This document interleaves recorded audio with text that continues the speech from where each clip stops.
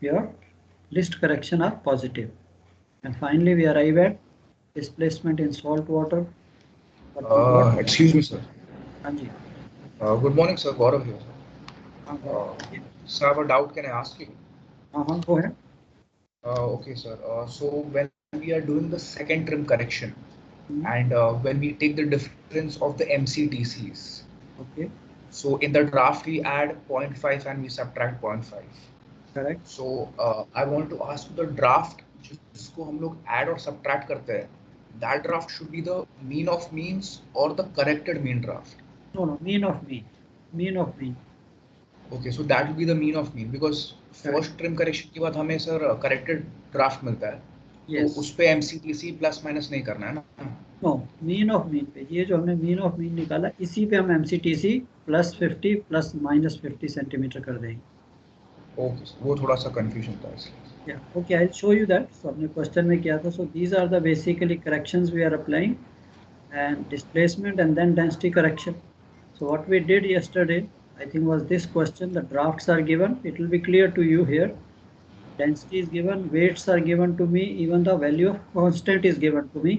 So हमने क्या किया था? Corrected the drafts. We found out the mean of mean 8.802 after corrected the drafts. Now these are the drafts at perpendiculars. Draft at forward perpendicular after applying the correction, and we came to know the mean of mean. Mean of mean simple, forward draft plus aft draft plus 6 times midship divided by 8 gives us the mean of mean. इसी draft के against हमने आपका LCF and MCTC I think should be yes sir, yes sir.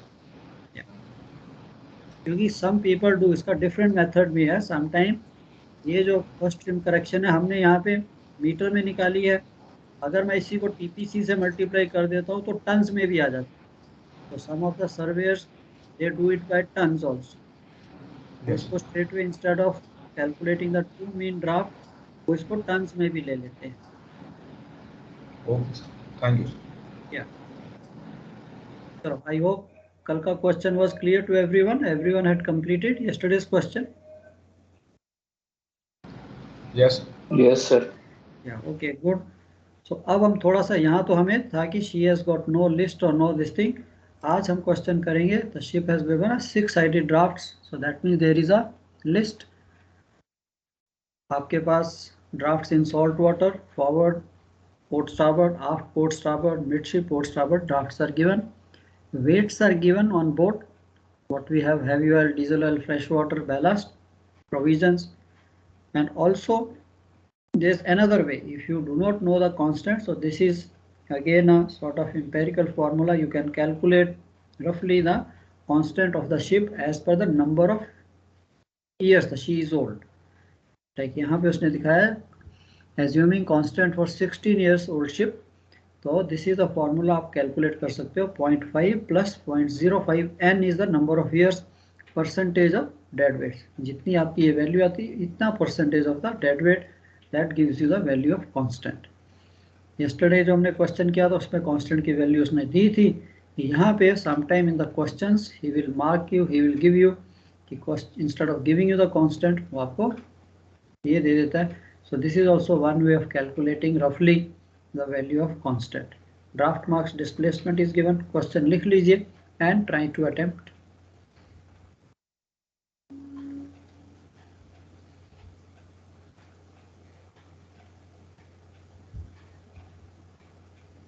मतलब sir ये constant निकालने का इसी question में है या मतलब ये फॉर्मूला यूज कर सकते हैं? या नॉर्मली तो कांस्टेंट हम इसको वैसे ड्राफ्ट से निकालते हैं. जैसे मैंने आपको बताया practically the ship when the ship comes, फिर if she is empty we do the draft survey, वहाँ से हमें कांस्टेंट की वैल्यू मिल जाती है. वही कांस्टेंट की वैल्यू हम जब शिप कार्गो लोड कर लेता है फिर लगाते हैं.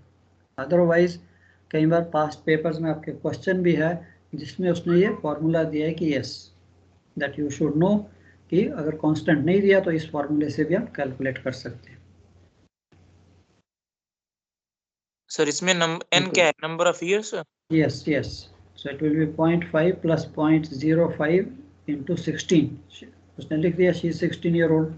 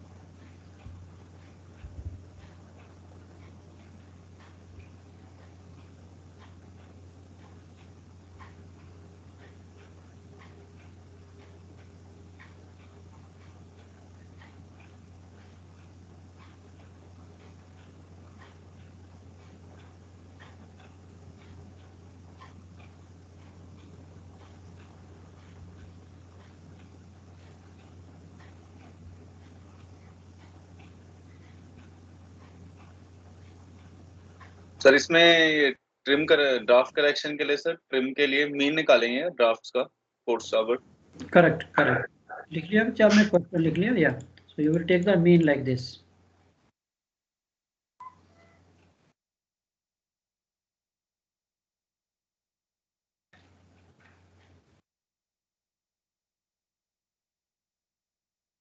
बट सर मेरे को एक कंफ्यूजन है, सीधा आप आफ्टर परपेंडिकुलर पे दिया फिर स्टारबोर्ड में दिया हुआ है, फिर मतलब फॉरवर्ड परपेंडिकुलर पे फिर स्टारबोर्ड में, मतलब पोर्ट और स्टारबोर्ड का कैसे असर है ये फॉरवर्ड पोर्ट है, फॉरवर्ड परपेंडिकुलर नहीं है, this is forward port forward starboard, aft port aft starboard. AP means aft port not aft perpendicular. Okay sir, okay ठीक है। ये पोर्ट कंफ्यूज हो गया सर, मैं क्या कैसे निकाल लेंगे सर, पागल हो गया। नहीं ये forward port forward starboard, aft port aft starboard, midship port midship starboard. Thank you sir. या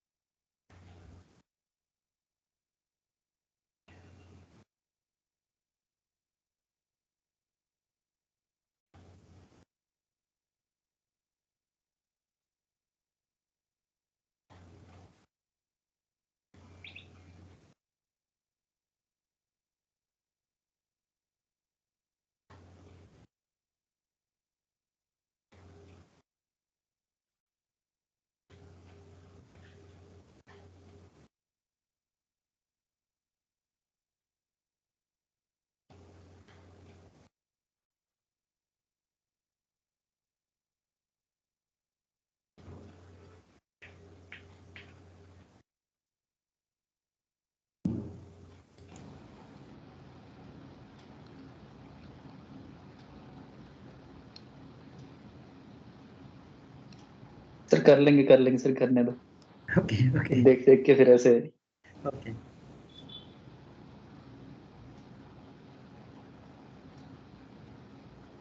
सर नीचे में सर ऊपर ही कर दीजिए डेटा वाला, फिर उसमें से देखते रहेंगे।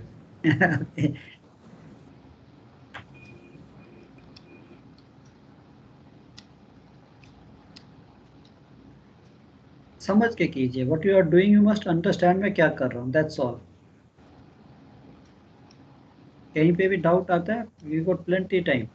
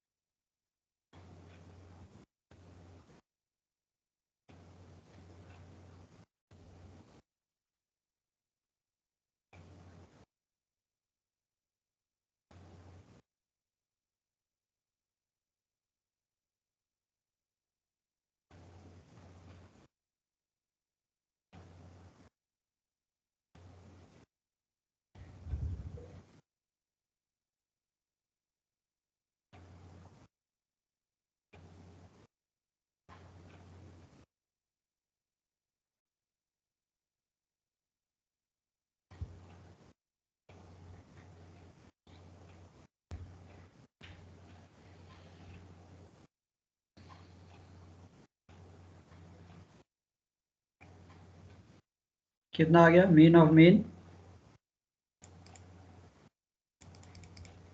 7.525 7.774 7.774 यस सर 7.774 चलो good. और sir true mean draft 7.786 true mean कितना आ गया आपका? 7.786. 786 या okay, very good very good. तो जितना ऊपर एरर है बच्चे जस्ट चेक. एरर्स हो सकता है प्लस माइनस की एरर हो. The second trim correction 23.75 done. 23.8 very good. Sir list के लिए क्या करेंगे? या लिस्ट के लिए you to apply the correction 6 midship draft. ये देखिए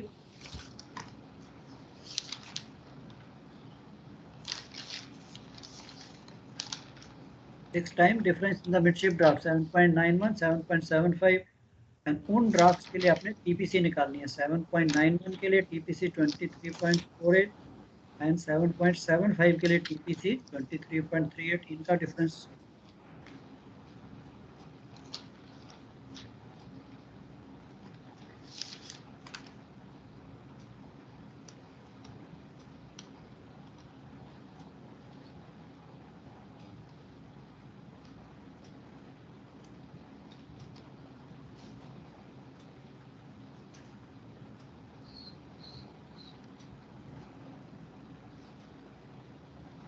सर ये ड्राफ्ट में थोड़ा सा राउंड ऑफ का डिफरेंस आ रहा है. जैसे 7.799 लिया है मैंने, 7.8 लिया है, पर कैलकुलेशन में 7.8 ही आ रहा है सर. कौन सा वाला, कौन से ड्राफ्ट की बात कर रहे हो? True mean draft is it? ऐसे मिडशिप ड्राफ्ट 7.799 नहीं 7.799 आ रहा है कैलकुलेशन में. 2.135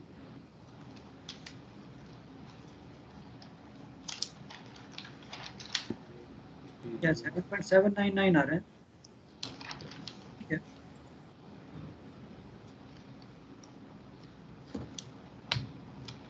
आपने 7.8 ले लिया, कोई नहीं, ज्यादा फर्क नहीं पड़ेगा.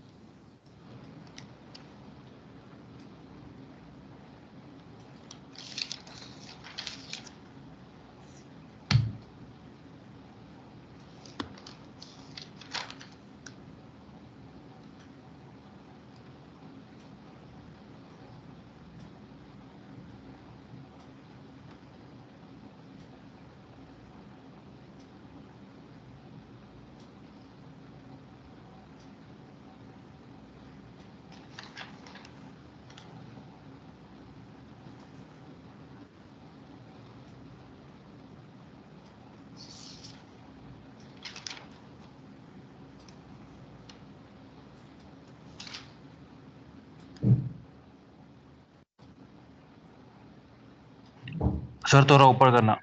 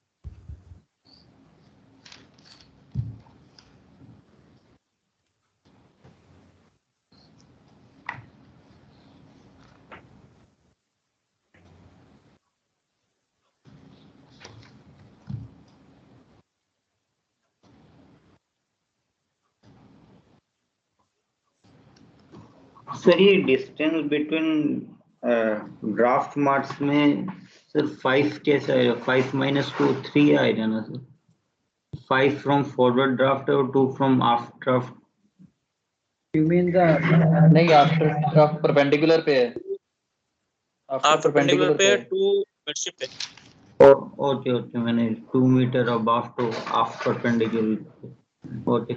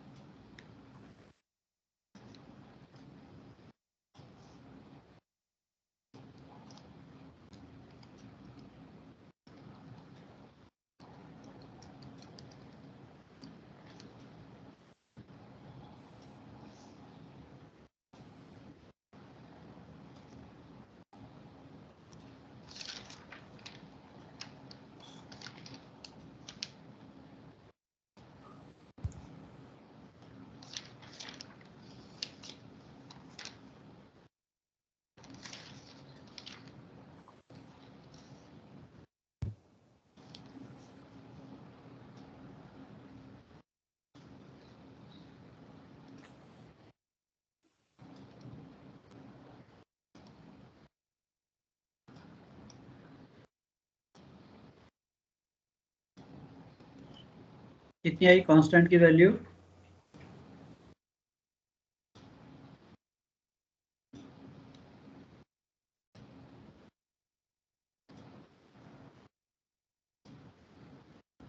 Please scroll down, sir.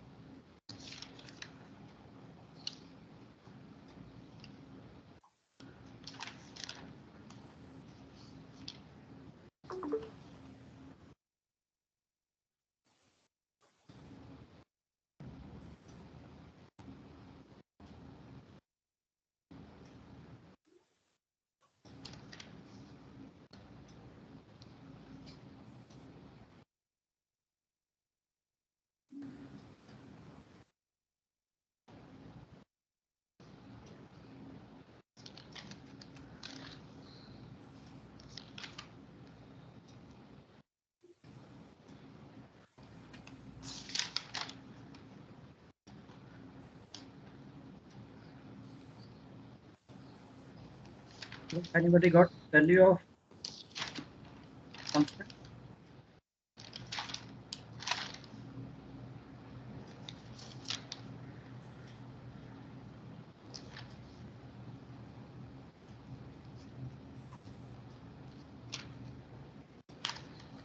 One three one decimal seven.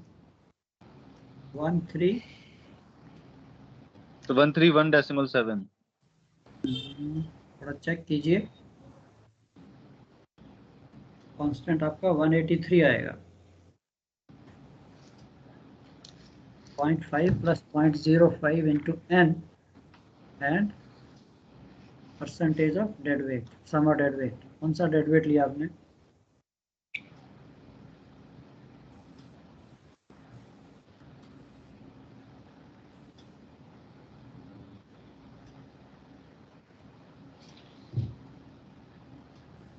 ठीक है सर, ये प्रेजेंट डेड वेट लिया था, समर डेड वेट लेना। ओके या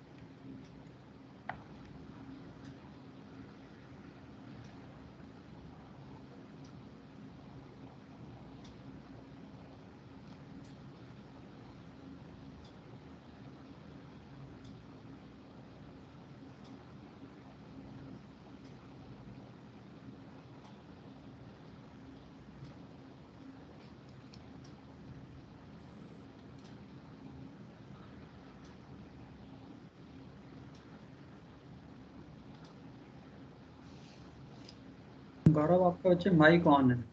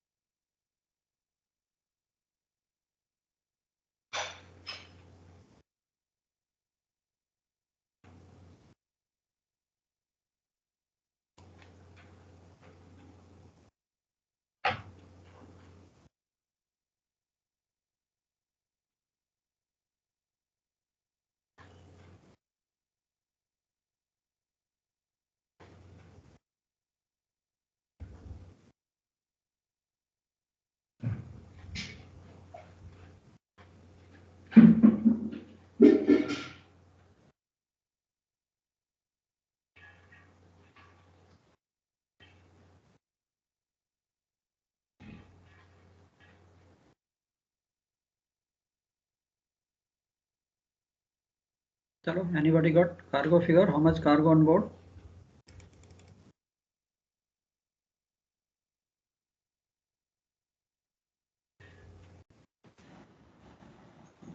One five six five 2.9.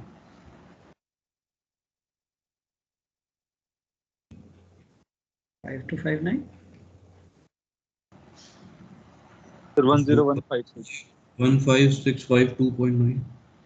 Oh, 10156. yeah, 10153 something. 10156 आया sir. देखिए आपकी एक्चुअल कितनी डिस्प्लेसमेंट कितनी आई सॉल्ट वाटर में? 16152.1. Yes sir. ठीक है, उसके बाद आपने 23.8 सेकंड ट्रिम करेक्शन थी वो ऐड किया, लिस्ट करेक्शन 0.1 ऐड किया, तो actual displacement in salt water आपकी 16152.1 आ गई। डेंसिटी करेक्शन नहीं है, कांस्टेंट आपने निकाला 183.5,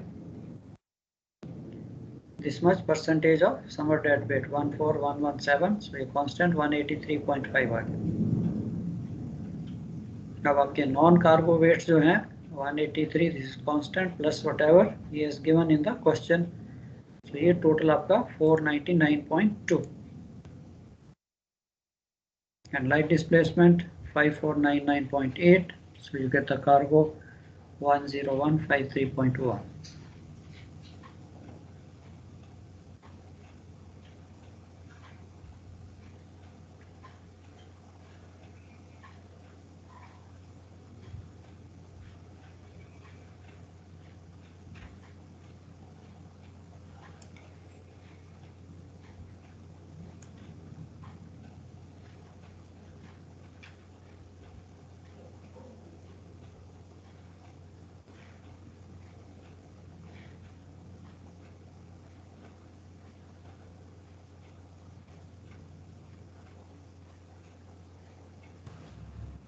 सर ये लाइट डिस्प्लेसमेंट 5499.8 कैसा है sir?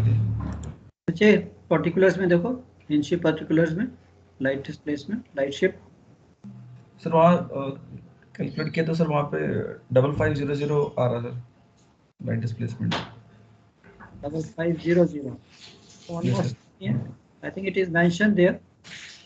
I have to open that book. Light ship mention होगा, किसी भी कंडीशन को देख लीजिए वहाँ पे लाइट शिप दिया होगा, वर्कआउट कंडीशन दी होती है।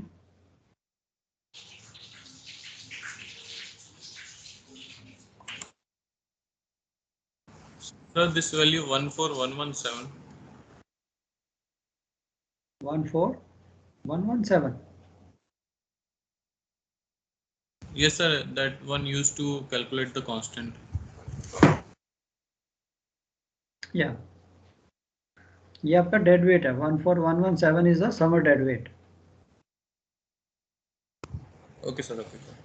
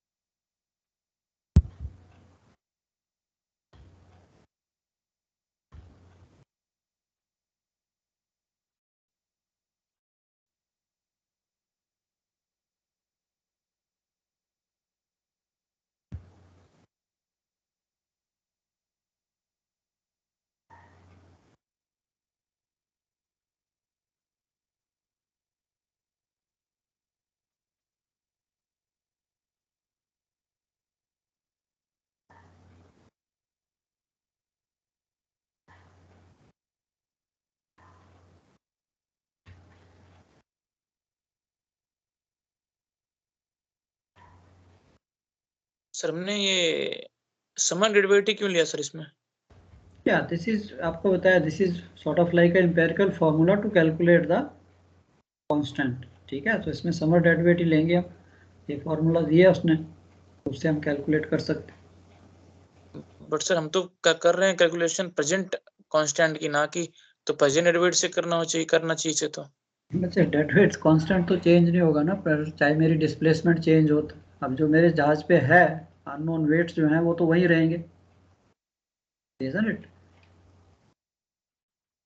बट सर वो as ship is getting older constant तो चेंज हो गया होगा उस टाइम. या वही कह रहा हूँ ना, तभी तो उसने कहा है कि उसने n जो ले लिया यहाँ पे, जैसे जैसे शिप चेंज होता जाएगा ये n चेंज होता जाएगा ना, 16 15 16 17 ये चेंज होता जाएगा. तो ये एक किस्म की अप्रॉक्सीमेशन है, it works out quite close. But actual constant तो अगर हम देखेंगे ड्राफ्ट सर्वे में, we don't go as per formula, we actually calculate the constant by taking the draft survey twice, initially and on completion.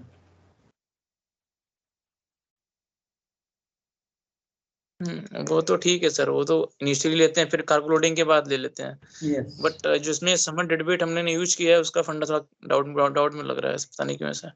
हाँ वो ये है कि यस, ये क्वेश्चन में है कि यस, उसने क्वेश्चन में दिया है कि yes it is percentage of her dead weight. So whenever anything which we talk about dead weight, जब कुछ नहीं मेंशन होता, so every time we talk about is the summer.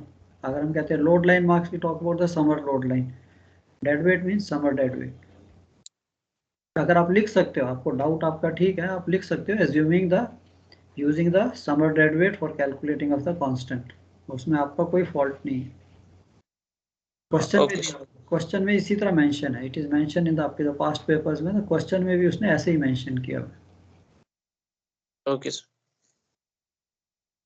चलो हो गया बच्चे सबका?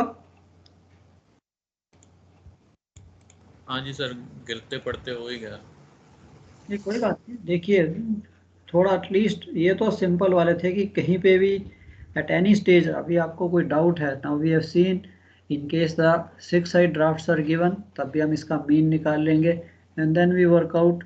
आपको थोड़ा यहाँ पे केयरफुल रहना है. So I in my opinion make a sketch कि यार ये जो एरर्स हैं, ये जो प्लस माइनस है, इसकी एरर नहीं होनी चाहिए, फिर आपका ये सारा कुछ गलत होता चला जाएगा. इसीलिए मैं साथ साथ आपको दिखाता हूँ. नो पॉइंट कि आपने कैलकुलेशन कर ली एंड देन वी रियलाइज अरे यार यहाँ प्लस करना था माइनस कर दिया, फिर उतना टाइम वेस्ट होता है. तो इसलिए ये जब हम प्रैक्टिस करेंगे ना, slowly slowly make a sketch, then you come to know कि फॉरवर्ड परपेंडिकुलर में जो एरर है वो प्लस होनी है या माइनस होनी है.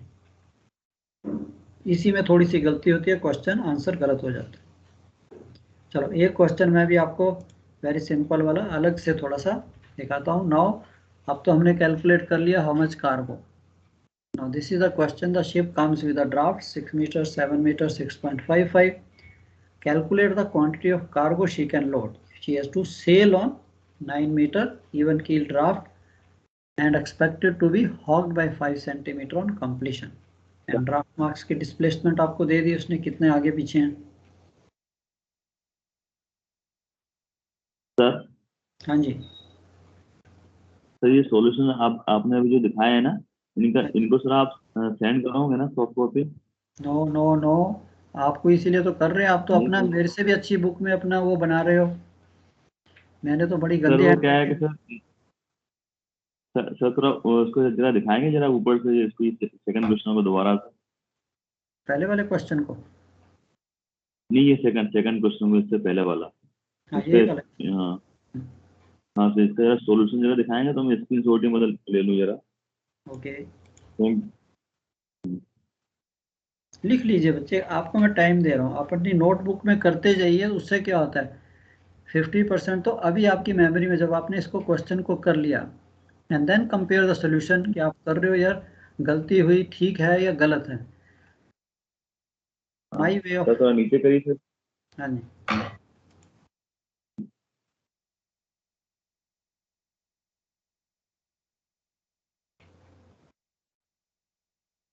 और तो नीचे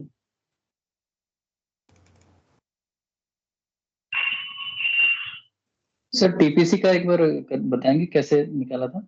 ये बच्चे टीपीसी इन्हीं ड्राफ्ट के मिडशिप ड्राफ्ट देखिए, मिडशिप हमारे जो ड्राफ्ट हैं 7.91 एंड मिडशिप स्टार्बोर्ड 7.75 हमने ऊपर कैलकुलेट किया।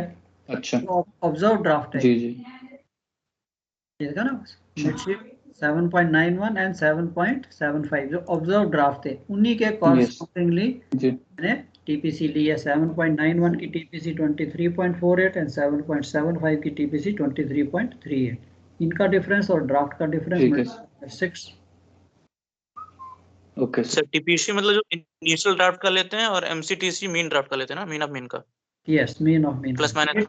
यस ये टीपीसी इन्हीं ड्राफ्ट की लेनी है 7.91 एंड 7.75 की मिडशिप ड्राफ्ट की लिस्ट करेक्शन के लिए। ऊपर जो आपने मीन ऑफ मीन का लेना है एमसीटीसी फॉर 7.74, ये देखिए आपका मीन ऑफ मीन था 7.74, उस पर 50 सेंटीमीटर ऐड किए और उसी में से 50 सेंटीमीटर माइनस किए, उन दोनों का डिफरेंस निकाल लिया, वो हम यूज करते हैं सेकेंड ट्रिम करेक्शन में। और यहाँ पे भी आप निकाल ही सकते हो, जैसे आपने एमसीटीसी लिखा है ना, एमसीटीसी फॉर ड्राफ्ट 8.2 फॉर 7 पॉइंट, नीचे एक और लाइन में आप डिफरेंस भी लिख सकते हो, फिर आपकी ये कैलकुलेशन को यहाँ मैंने डिफरेंस करना है, सीधा यहीं से पिकअप करके डिफरेंस यहाँ रख सकते हो।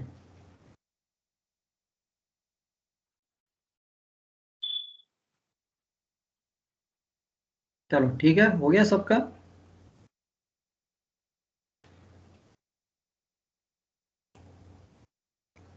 Yes sir. चलो ये क्वेश्चन मैंने लिखा था तो इसको थोड़ा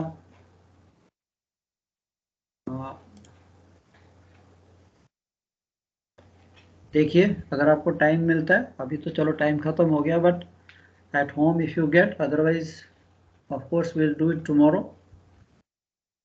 सो लिख लीजिए, क्वेश्चन लिख लीजिए, anybody give me a clue कि इसको कैसे करेंगे। पहले क्वेश्चन लिख लीजिए, फिर थोड़ा आइडिया बताइए कैसे करेंगे, 5 मिनट हैं अभी और।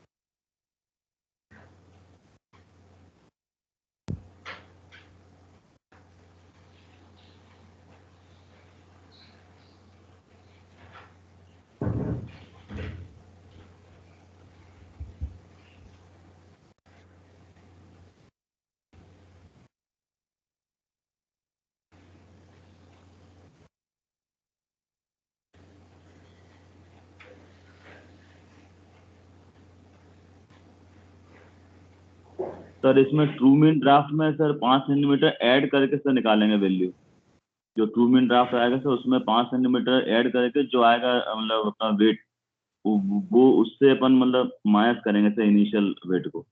नहीं बच्चे ऐसे नहीं, देखिए पहले तो आपका नॉर्मल कैलकुलेशन हो जाएगी जो आपने की है, अराइवल ड्राफ्ट आपके पास है, उसमें आपने first trim correction second trim correction सब कुछ लगा दिया, and since he has not mention the density so it is expected she is in salt water, तो आपके पास इनिशियल डिस्प्लेसमेंट आ जाती है, इजंट इट, सारी करेक्शन लगा के।